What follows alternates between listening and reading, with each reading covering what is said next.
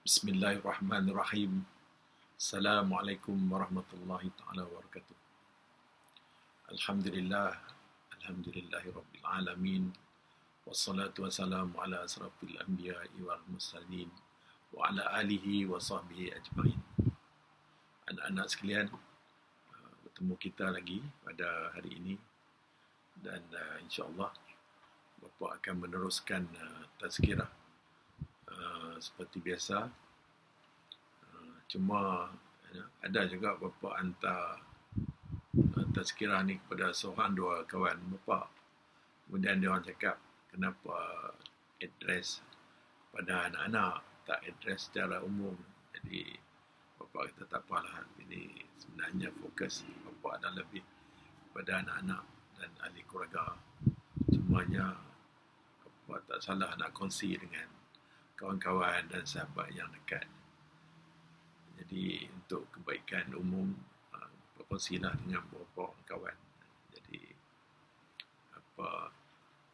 fokus masih untuk anak-anak.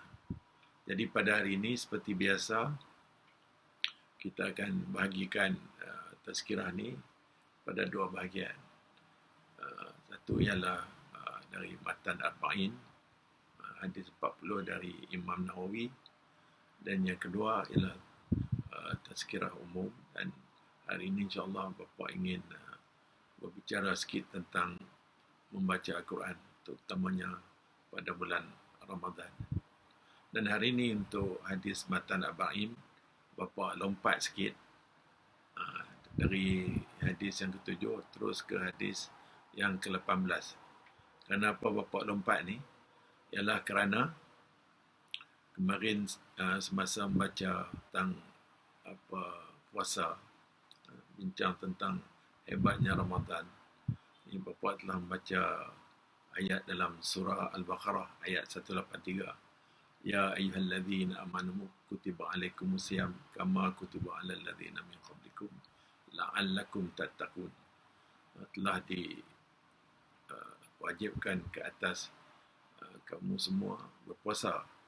Jadi Allah dah tetapkan program berpuasa, latihan program puasa di bulan Ramadan untuk kita dan juga untuk orang yang sebelum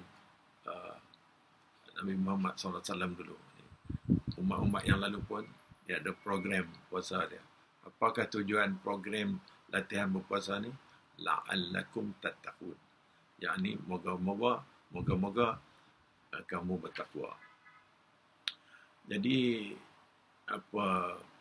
semalam kita sebut sikit tentang takwa ni. Jadi apakah sebenarnya takwa ni? Jadi bapa ingat hari ni instead of going to hadis ke-8, bapa jam ke Matan Arba'in hadis ke-18, kerana hadis ke-18 ni berbincang tentang takwa. Dan masa kemarin masa kita bincang latihan bulan Ramadan ni untuk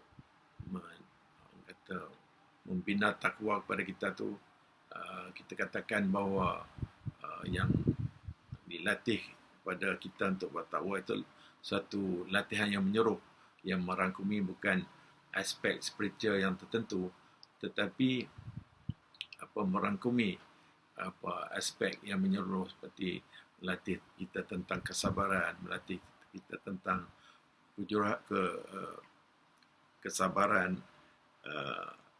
amanah, melatih kita untuk menjadi pemurah dan sebagainya. Tapi itu lebih kepada sifat takwa yang juga belum betul-betul menyeluruh. So, hari ini kita going further dengan melihat apa sebenarnya takwa ni, seperti yang dibincangkan di dalam Matan Arba'in hadis yang ke-18. Jadi bapa baca hadis yang ke-18. Al-hadisus samin asyara. An Abi Dzar Jundum bin Junadah wa Abi Abdurrahman Mu'az bin Jabbar radhiyallahu anhuma an Rasulullah sallallahu alaihi wasallam qala ittaqillah haitsuma kunta wa atbi'is sayyi'ati hasanah tamhuha wa khaliqin nasa bikhulqin hasan. Hadis ini rawul Tirmizi wa qala hadisun hasan wa fi ba'di nasakh hasan sahih. Dari Abu Zar Jundub bin Junaidah dan Abu Abdurrahman Muaz bin Jabal radhiyallahu anhu dari Rasulullah SAW sabdanya, bertakwalah kepada Allah di mana saja engkau berada dan ikutilah kejahatan dengan mengejarkan kebaikan, nescaya menghapuskannya, dan berperangai kepada manusia dengan perangai yang bagus. Diriwayatkan oleh Al-Tirmizi dan katanya hadis ini hasan, dan pada setengah naskah dikatakan hadis ini hasan sahih. Jadi hadis ini diriwayatkan Abu Zar, tapi nama dia yang sebenarnya adalah Jundub bin Junaidah. Jadi Abu Zar ni memang dia banyak beri hadis-hadis Rasulullah SAW, beratus hadis yang dia berikan pada Rasulullah. Dan hadis ni ada dua perawi dia. Satu ialah Abu Zar, satu lagi ialah Abdurrahman Muaz bin Jabal. Abdurrahman Muaz bin Jabal ni adalah seorang sahabat Rasulullah yang amat orang kata mengetahui tentang hukum hakam Islam. He's very good in the hukum hakam of Islam. Dan ada satu kisah tentang Muaz bin Jabal ni, di mana satu hari Muaz bin Jabal memberitahu Rasulullah yang dia ingin pergi berdakwah ke Yaman. Kemudian Rasulullah memberitahu Muaz, apabila kamu kembali dari berdakwah di Yaman, mungkin aku tidak ada lagi kamu akan hanya lihat kubur aku.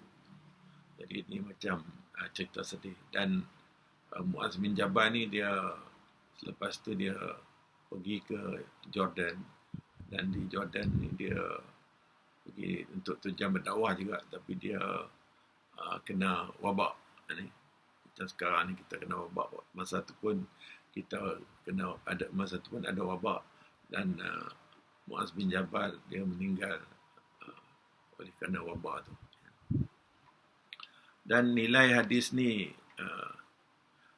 adalah nilai yang amat tinggi dan penting dalam perkara tentang hubungan dengan Allah dan hubungan antara sesama manusia.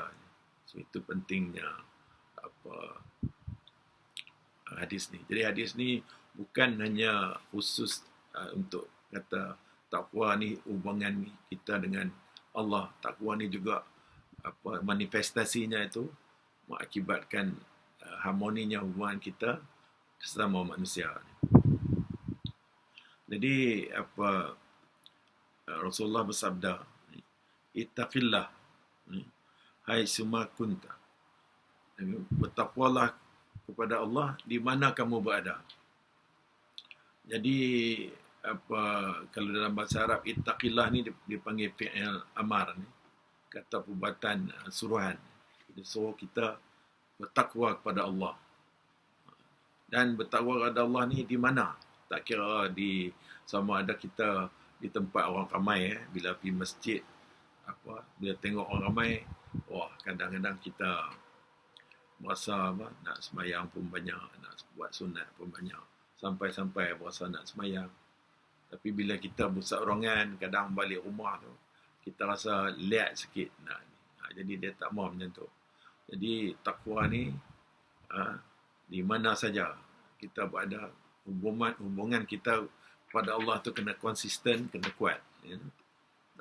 Jadi hadis ni sebenarnya dia ada 3 hukum ni. Yang pertama ialah hubungan kita dengan Allah, takwa. Yang kedua ialah untuk diri kita. Untuk diri kita dalam hadis ni, bahagian selepas arahan untuk kita bertakwa kepada Allah di mana saja kita berada, Rasulullah SAW berkata, ikutilah kejahatan dengan mengejarkan kebaikan. Itu arahan kepada kita. Itu untuk peribadi kita. Yang pertama untuk Allah, yang kedua untuk peribadi kita, yang ketiga ialah hubungan di antara sesama manusia, di mana Rasulullah berkata, dan berperangai kepada manusia dengan perangai yang bagus. Jadi manifestasi takwa kita pada Allah tu ialah cara kita bergaul dengan sesama kita, sesama manusia.